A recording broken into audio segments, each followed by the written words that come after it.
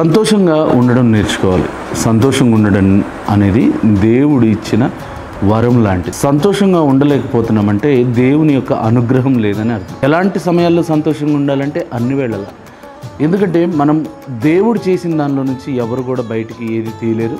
దేవుడు ఇవ్వాలనుకుంటే ఎవరు ఆపలేరు. దేవుడు చేసిన దాన్ని ఎవరు కరెక్ట్ చేయలేరు. దేవుని చిత్తం మీద ఆధారపడిన మన అందరం కూడా ఎప్పుడు సంతోషంగా ఉండడం నేర్చుకోవాలి.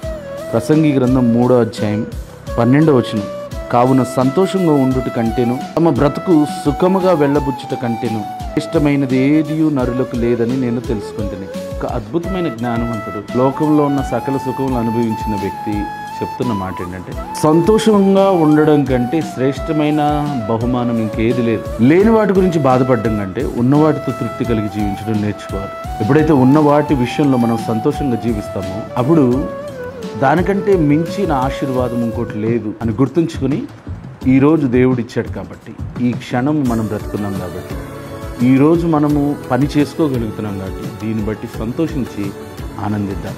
God bless you.